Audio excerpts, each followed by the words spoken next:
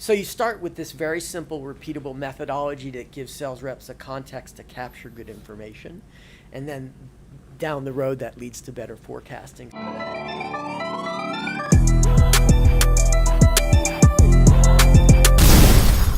Erik, welcome to the FITTEAM show. Good to be here, thanks. Excited to have you on, get to know your story a little bit better, and share that with our audience. Good, yeah, thank you for having me. What I'd love to do is start, early on, where you grew up, where you're from, and what your early childhood was like.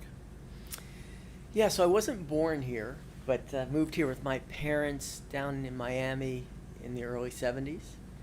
And they got divorced pretty quickly, so I grew up with a single mother.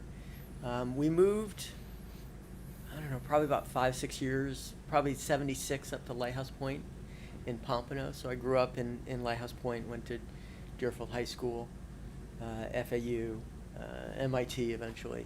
But yeah, I pretty much grew up in Lighthouse Point, Pompano, and then sort of moved east, in Boca. Now I'm in Delray. Okay. So what was, after high school, what did you do? Yeah, so I started, I went to FAU. Mm-hmm. I wanted to be an environmental engineer right out of school. They didn't have it at FAU, so I ended up going into sort of the closest thing to it, which was they had a very specialized program at FAU called hydrogeology. So I went into that program and met a woman along the way. She was working at IBM. She was a chemical engineer, but she ran their environmental program.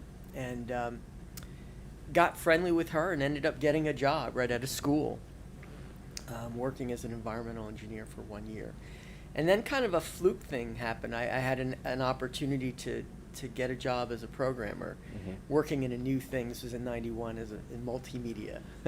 They had just come out with like a CD-ROM. Mm-hmm. And I kind of jumped ship. I was just fascinated by all this cool, technology. And then when I was doing that, I still went back, got my graduate degree in civil engineering, really water resource engineering, but I was living this split life between, kind of civil water and working at IBM as a programmer. So it was a strange existence for a little while, and I thought that I would sort of bring the two together, and I never did. I always stayed, on the technology side. So what came next after that for you? So let's see, I was with IBM for 11 years, right out of school, okay. and it was the best experience, working for a big brand like that. You just don't know until you leave Mm-hmm. the benefits. Mm-hmm. And I always tell people, if they're coming, especially parents, like when they come out of college, have them get a job. Mm-hmm. Don't necessarily start with a startup, but get a job, especially if you can get to one of these big brands. But so I didn't want to work for one company my whole life. I had ended up at IBM Corporate, so we were building out a technology platform for the CEO at that time, who was Lou Gerstner. Mm-hmm. So I was one of the developers working on the technology, and that's how I got into event management. So it was right after the dot-com bust. I left my cushy job and did what was my previous company, which was a startup in event management technology. And I did that for about 7.5 years, and that got acquired by Constant Contact. That was in 2008. Mm-hmm. So that was, IBM, my first startup, which was my last company, and then with Constant Contact. I was with Constant Contact for 8 years, and through 2016, they got acquired in the beginning of 2016, and then I left, and I'm on my second startup, suffering like the rest of the startups are down here. Talk about, being with a big company. You said there were some advantages. What's some of those advantages that you like to share that you really enjoyed with IBM? IBM has a very strong culture. By the time I got there in, January 2nd of 1990, they had been around for 70 years. They knew how to compete. They knew how to groom, people coming right out of college. So, and it's very sort of hierarchical. You learned about the world, Mm-hmm. And it was a very structured environment. You couldn't swing a dead cat without hitting someone that was smarter, or just, a lot of PhD people there, and they gave you, at that time, I was in OS2, just a lot of assistance. So that, there's the famous entrepreneur, Peter Thiel, who talks about, kind of convinces kids that they don't need to go to college, and I just couldn't disagree more. I think, what I'd realized later on is, had I not gone to college, I would have never, as a geology student, how did I get to IBM? You know, it's more, it's not even just the education, it's the people you meet and the experiences. But to your original question, I just think it gave me a real grounding about how the world works, and it made it easier for me to probably run, you know, a startup and understand how to actually do it, you know, than if I was just right out of school. I wouldn't have had any of that experience, you know. Right. So then the startup came next, and talk about some of the challenges you face. Is for anybody that's kind of like they're looking at maybe getting started, and, Yeah. and there's lots of them, but talk about some of the. Yeah, so there's, you know, I hate to burst people's bubble. There's nothing glamorous about it. I mean, Mhm. it's just the most painful experience that I've had both times. I was fortunate in that I think one of the big mistakes that startups do, especially the founders, is you tend to hire people that may not challenge you or contradict. You know, the people that I hired right out of the chute were people that were far better technologists than me, you know, degree computer science scientists or engineers. And so I hired people that were way stronger than me in technology. And then it forced me to be kind of the subject matter expert and find my place in the business, running the business. And it was a very collaborative experience. You know, there was no yes men. I would advise entrepreneurs not to hire yes men. And yeah, you know, at that time, so we didn't raise any monies. We bootstrapped the company through getting business. And that was a better way to do it. And there's a big learning curve, you know, because you're trying to figure out who's your target market and make sure the technology works. And then typically entrepreneurs are terrible at, you know, chasing shiny objects, you know, just keep building features, and that sometimes doesn't help solve the problem. But I was fortunate in building the right team. We didn't build a, you know, like a booming business, but by the time Constant Contact got to us, we probably had made $4.5 million. So the product itself showed very well. So when they came to us, at that time, it was either me or Eventbrite. They were looking at two companies. And we were way further ahead than Eventbrite at the time. You know, this was back in 2007. And our technology had been proven over and over, very large events, small events. And so it was just a good fit. And we had started out very enterprising and then sort of moved down to the small business space. It was just much more, I guess, how would I say, satisfying in working with the smaller businesses, because you could have a bigger impact. Now, you didn't make the same money, you know. So at that time, we'd kind of moved down to the small business space, and then Constant Contact was, they had a demand for an event product. They wanted to acquire it versus build it internally, and we had started to focus on small business, which is where they focus. So what was that like, them contacting you? Were you looking? Did they come to you first? Were you kind of open? Yeah, Okay. yeah. So what had happened is we had some customers that were using them for email marketing, and me for online registration. And so the first product, they went public in October 2007 on their email marketing product. But in that year, they'd also launched their second product, which was an online survey product. And they had a bad experience with that, and they figured, let's just go buy the experience and the technology. So, and they had a demand, there was a big demand for it internally. So when they came, it was very timely. Yeah, when they came to us, I was pretty burnt out after 7 years, you know.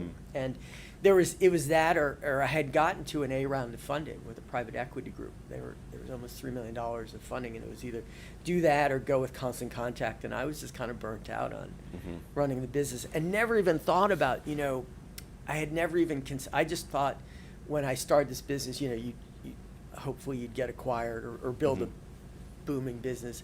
I thought like one of these event management entities would buy me. I never thought about the complementary sort of markets that would be interested in an email market. You know, an email marketing company was one looking to get into event management technology. So they had a big brand. They just had, you know, went public. They had a lot of resources I really liked. I really liked the management team. Gail Goodman was the main CEO, and she's just a marvel and a big fan. I mean, she was the only CEO from start to, you know, finish taking it public. So when they first came to you to completion, how long was that approximately? Yeah, it was like birth. Like? So it was 9 months. We 9 months. laughed about it afterwards, because the reason I think it took so long is they went public. So they had the first contact was like in August of 2007. They went public in October, and I think that there's a time when like you can't do anything, you know. So it happened in May of the next year in 2008, and one of the things I learned, which is pretty common in acquisitions, is they call it a leaky boat. Like if the acquisition takes too long, you can start to lose people, and I lost one person along the way. That was painful for me. But yeah, it took 9 months, and I think it had a lot to do with them going public. And this was we were the first acquisition, so this was a new experience for them. You know, for us coming from, you know, and everyone that I had hired, except for the one salesperson, all the technology people were from IBM that I had worked with. So we had come from a big company, and then we're working in a very small company, and then going to kind of, you know, a growing mid-sized company. So I don't think that was a challenge for us. I'd love to hear a little bit more about when they first approached you. Were you aware of them? Were you excited? Obviously, there had to be some excitement there, and Yeah. that initial Yeah. call, and then probably the next meeting or whatever it was. I'd like to hear a little bit more about that.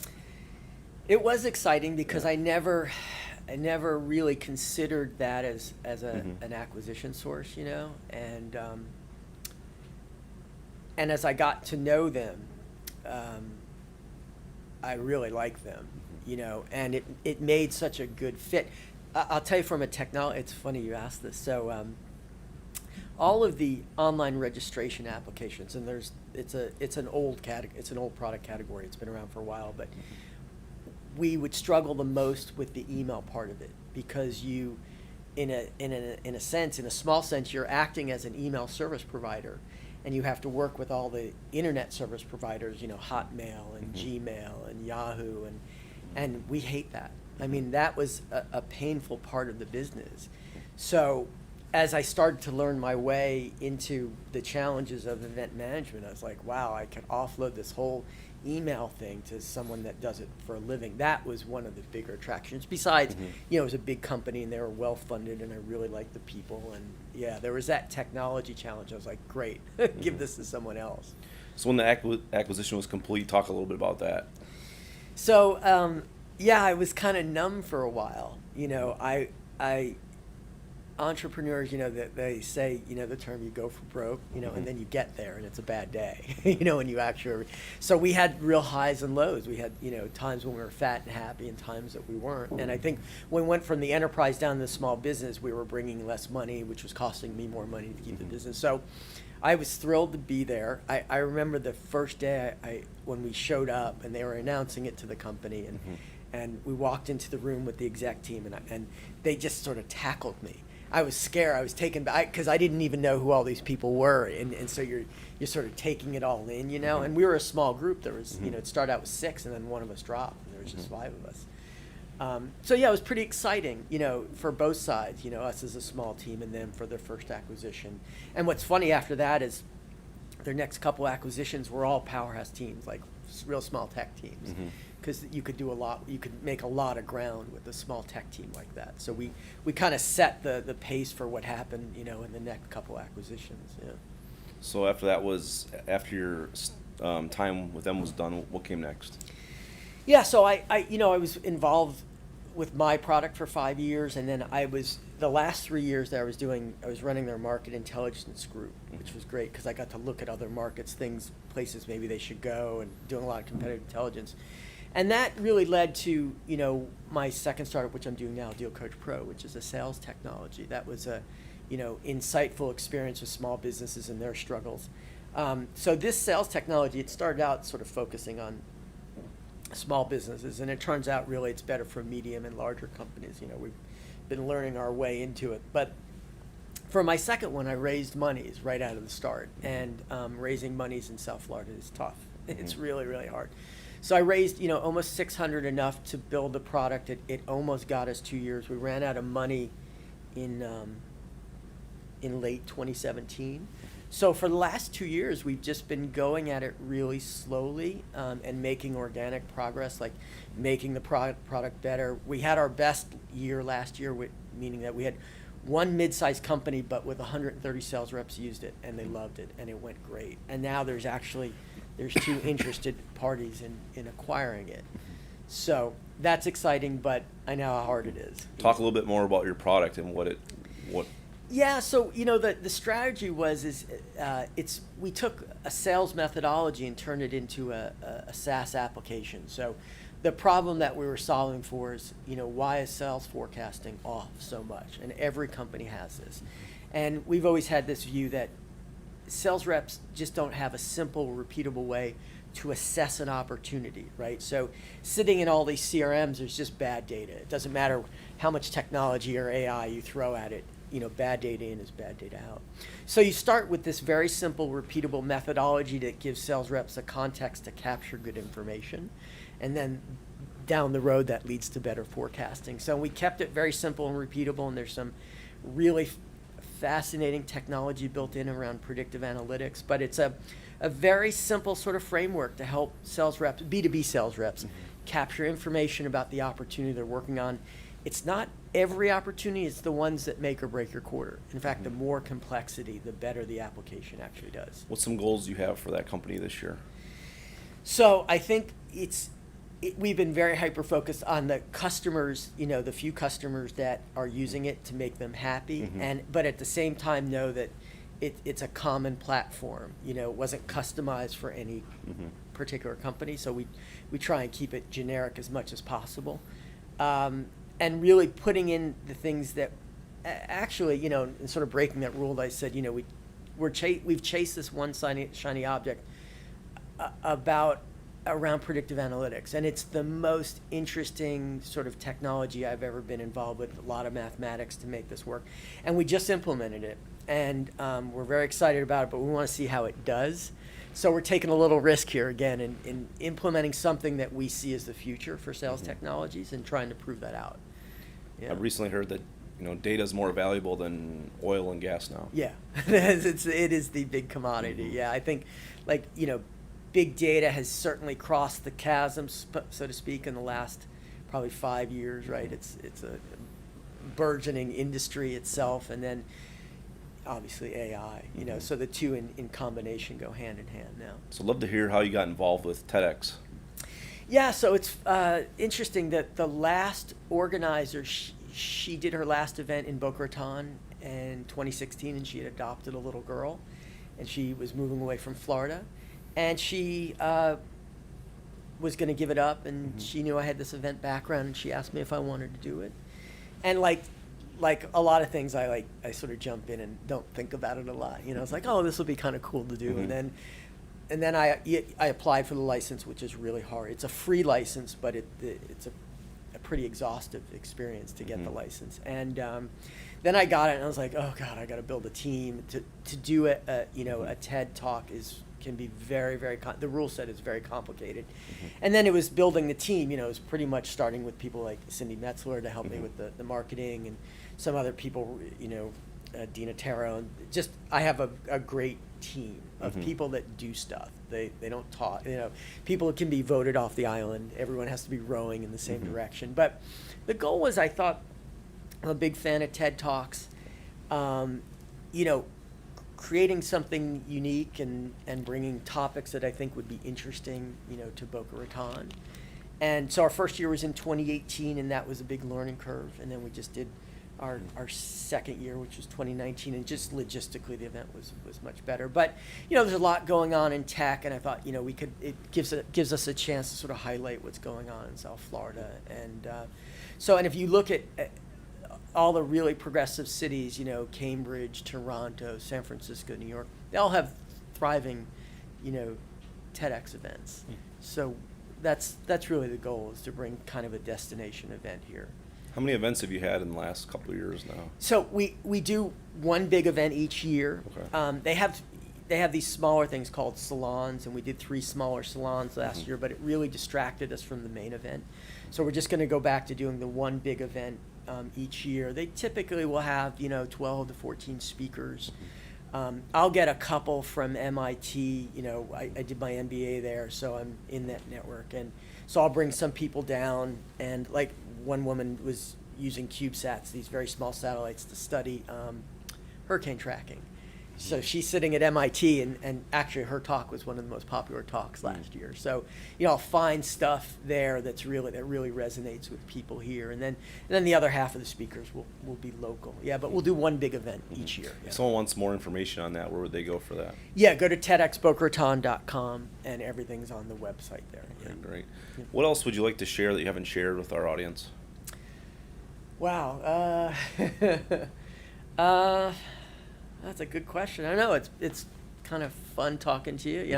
I hope people will certainly go out to Tedx Boca Raton, because we are trying to grow that as an event each year, and they're fun events. And this next year, we plan to do it. It'll be at the end of next year. Last year's we done it at FAU. We may do it at Meisner potentially this next year. So definitely check out tedxbocaraton.com. Awesome. Yeah. Thanks for joining us today, Erik. Yeah, thank you.